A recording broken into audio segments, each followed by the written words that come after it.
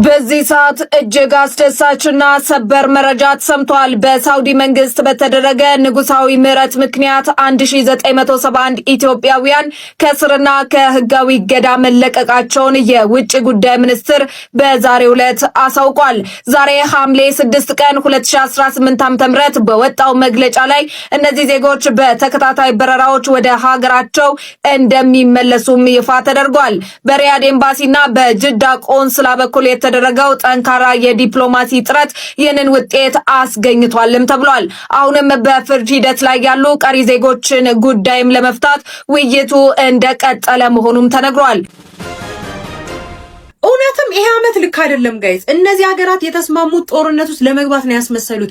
ስምምነት ላይ ሳይደርሱ በፊት እንኳን ይሄን ያክል ጦርነት ውስጥ እንዳልነበሩ ነው እየተመለከትን የምንገኘው። ምሽቱን እንግዲህ አሜሪካ በኢራን 140 ቦታዎችን ኢላማ አድርጋ በኢራን ላይ ጥቃት መሰንዘሯን እየተነገረ የሚገኘው ከባድ ጥቃትን ስታስተናግድ ያደረችው ኢራንም እንግዲህ ምላሽ ለመስጠት ዝግጅቷን ጨርሳ ወደ ተለያዩ ቦታዎች ላይ ጥቃት መሰንዘሯን ይፋ ያደረገች ሲሆን አሜሪካም እንግዲህ ሌሊቱን በኢራን ላይ ከባድ የተባሉ ጥቃቶችን ነበር ስትሰነዝር ያደረችው። በጦር ቤዞቿ እንዲሁም ደግሞ የጦር ማከማቻዎችና የተለያዩ የኢራን መሰረተ ልማቶችን ማውደሟን እየተነገረ የሚገኘው በአንድ አካባቢ ብቻ አይደለም። 4 የተለያዩ የኢራን ግዛቶችን ያካለለ ጥቃት ነው የሰነዘረችው ኢራን እንግዲህ በትናንትናው ዕለት የቆጵሮስ ንብረት የሆነ መርከብን መምታቷን ተከትሎ ነው አሜሪካ ማለት ነው በኢራን ላይ ይህንን ጥቃት እንደሰነዘረች እያሳወቀች የምትገኘው። አሜሪካ እንግዲህ እንዳወጣችው መረጃ ከሆነ ይህ የቆጵሮስ ንብረት ነው የተባለው መርከብም እንግዲህ ከተመታ በኋላ ውስጥ ላይ የነበሩ ሰዎች የት እንደደረሱ አልታወቀም። ምናልባትም ሞተው ሊሆን ይችላል። ግማሹ የመርከቡ አካልን መቃጠሉን ይፋ ያደረጉ ሲሆን አሜሪካም እንግዲህ ስምምነታችንን ኢራን አፍርሳለች፣ በመርከቦች ላይ ጥቃት እየሰነዘረች ነው፣ ደህንነታቸው የተጠበቀ አይደለም በማለት ነው ኢራን ላይ ጥቃት የሰነዘረችው። ኢራንም እንግዲህ የተለያዩ ቦታዎች ላይ ጥቃት መሰንዘሯን እያሳወቀች ትገኛለች። የትኞች ቦታዎች ናቸው የሚለውን ነገር ደግሞ አጣርቼ ይዤላችሁ እመጣለሁ። የፕላስ ምልክቷን ተጭናችሁ አዳዲስና ፈጣን መረጃ ማግኘት ትችላላችሁ። መልካም ቆይታ ይሆንላችሁ። እስራኤል ጋዛ ላይ ኒውክሌር ቦምብ መጣል አለባት ሲሉ የነበሩት የአሜሪካው ሴናተር ሊንሲ ግራም በ74 ዓመታቸው ከዚህ ዓለም በህይወት መለየታቸው የተዘገበ ይገኛል። ሊንሲ ግራም ዛሬ ሌሊት ላይ የሞቱ ሲሆን በበሽታ መሞታቸው ሲኤንኤን ዘግቦታል። ሊንሲ ግራም የሚታወቁት ቀንደኛ የእስራኤል ደጋፊ መሆናቸውና እንዲሁም ትራምፕ እንደሚደግፉት ነው። እናንተ ስለዚህ ጉዳይ ምን ተሰማችሁ?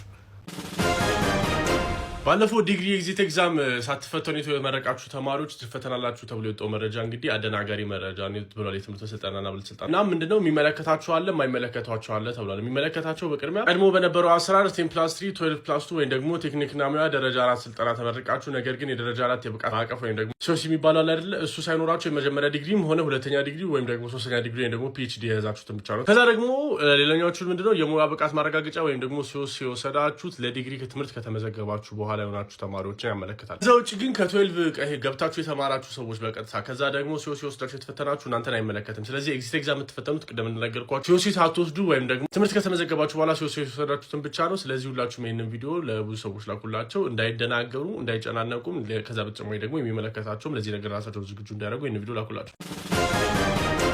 አሳዛኝ ዜና ተሰምቷል። ከእናቷ ቀብር መልስ ወደ ሀገር አቀፍ ፈተና። የእናቷን ቀብር ስነ ስርዓት በተፈጸመ ማግስት ሀዘኗን አፍና ወደ ፈተና እያመራችው ሰላምነሽ የእናትነትን ክብር፣ የሴት ልጅን የጀግንነት ጥንካሬና የህይወትን ሁኔታ በአንድ ላይ የሚያሳይ ልብ ሰባሪም ልብን በኩራት የሚሞላም ታሪክ ሰላምነሽ አለሙ ትባላለች። ትውልዷ በሀዲያ ዞን ሻሽጎ ወረዳ ደዳ ቀበሌ ሲሆን የቦንሻ አጠቃላይ ሁለተኛ ደረጃ ትምህርት ቤት የ12ኛ ክፍል ተፈታኝ ናት። እንደሚታወቀው ሁላችንም ለሀገር አቀፍ ፈተና ስንዘጋጅ በሰላምና በደስታ ከቤተሰብ ምርቃትና ማበረታቻ እየተቀበልን ነው። ሰላምነሽ ግን ፈተናው ከመጀመሩ ጥቂት ቀናት በፊት ሐምሌ 3 ቀን 2018 ዓ.ም ወላጅ እናቷን በድንገት ህመም በሞት ተነጠቀች። እጅግ የሚያሳዝነው ደግሞ የውድ እናቷን የቀብር ስነ ስርዓት በተፈጸመ ማግስት የገጠማትን መሪር ሀዘን በውስጡ አፍና የነገ ተስፋዋን ላለማጨለም የ12ኛ ክፍል ብሔራዊ ፈተናዋን ለመውሰድ ወደ ዋቻሞ ዩኒቨርሲቲ እየተጓዘች መሆኑ ነው።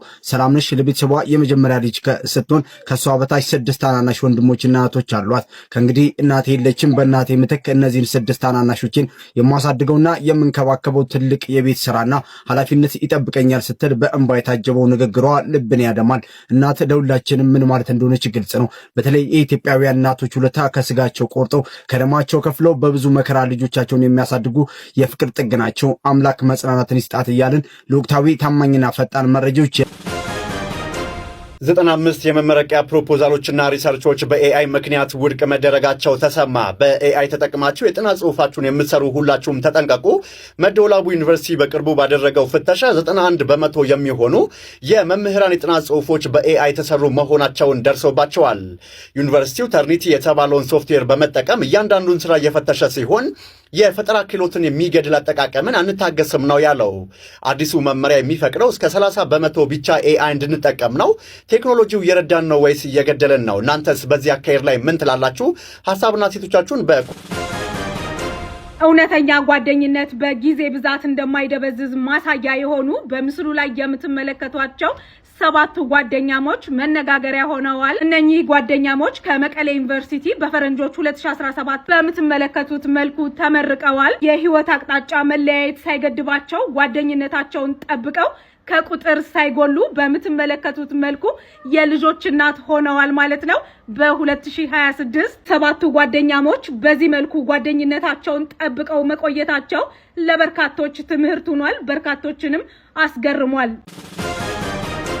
የቤት ኪራይ አልቀመስ ብሏል። በአዲስ አበባ ከተማ እያጋጠመ ያለው የቤት ኪራይ ዋጋ መናር ከነዋሪዎች የመክፈል አቅም በላይ እየሆነና ጣሪያ እየነካ መምጣቱ ተሰምቷል። በአሁኑ ወቅት በከተማዋ በተለያዩ አካባቢዎች የመኖሪያ ቤት ኪራይ ዋጋ ከዚህ ቀደም ታይቶ በማይታወቅ ሁኔታ እያሻቀበ የሚገኝ ሲሆን ለአንድ መደበኛ ክፍል ቤት ከ25000 እስከ 30000 የኢትዮጵያ ብር እየተጠየቀ ይገኛል። ባለ 2 እና ባለ 3 መኝታ ክፍሎች ደግሞ ዋጋቸው በአስገራሚ ሁኔታ ከፍተኛ ከመሆኑ የተነሳ ለነዋሪዎቹ ለመጥራት እንኳን የሚያስፈራ ደረጃ ላይ መድረሱ ተነግሯል። ይህ የቤት ኪራይም ዋጋ በዚህ ፍጥነት ሊያሻቅብ የቻለባቸው ዋነኛ ምክንያቶች በሀገሪቱ ከተለያዩ አካባቢዎች በጸጥታና ለመረጋጋት ምክንያት ደህንነት ፍለጋ ወደ ከተማዋ አዲስ አበባ የሚደረገው ፍልሰት በከተማዋ ያለውን የቤት ፍላጎት በከፍተኛ ደረጃ ማሳደጉ ነውም ተብሏል። በተጨማሪም በከተማዋ ለኮሪደር ለተለያዩ ልማቶች ተብሎ በርካታ መኖሪያ ቤቶች መፍረሳቸውን ተከትሎ በሺዎች የሚቆጠሩ ነዋሪዎች በአንድ ጊዜ ወደ ኪራይ ገበያው እንዲገቡ መገደዳቸው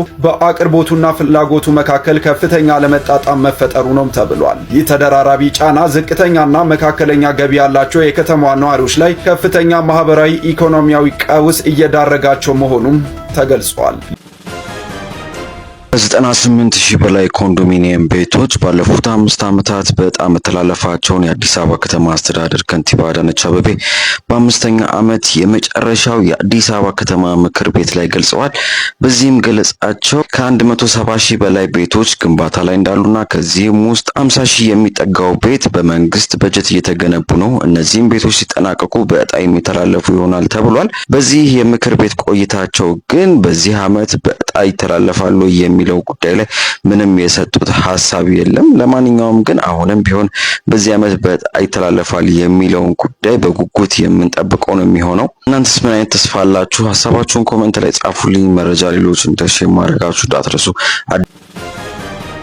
በአማራ ክልል ከ1 ሚሊዮን ብር በላይ ፈጅቶ የተመረቀው ድልድይ በርካታ ከፍተኛ ባለስልጣናት በተገኙበት መመረቁ መነጋገሪያ ሆኗል። ይሄ ብዙዎችን ትኩረት የሳበው ድልድይ የተገነባው በምስራቅ ጎጃም ዞን በጎንቻ ሲሶ እነሲ ወረዳ ሲሆን ድልድዩን ለመመረቅ ከአካባቢው አመራሮችና ከሃይማኖት አባቶች በተጨማሪ ከ25 በላይ ከፍተኛ ባለስልጣናት በአካል ተገኝተው በታላቅ ድምቀት አስመርቀውታል። ድልድዩ በስኬት እንዲጠናቀቅና ስኬታማ እንዲሆን ከፍተኛ አስተዋጽኦ አበርክተዋል ለተባሉ በርካታ የተለያዩ አካላትና ተቋማት በዕለቱ ልዩ የምስጋና ምስክር ወረቀት ተበርክቷል። ሐሳባችሁ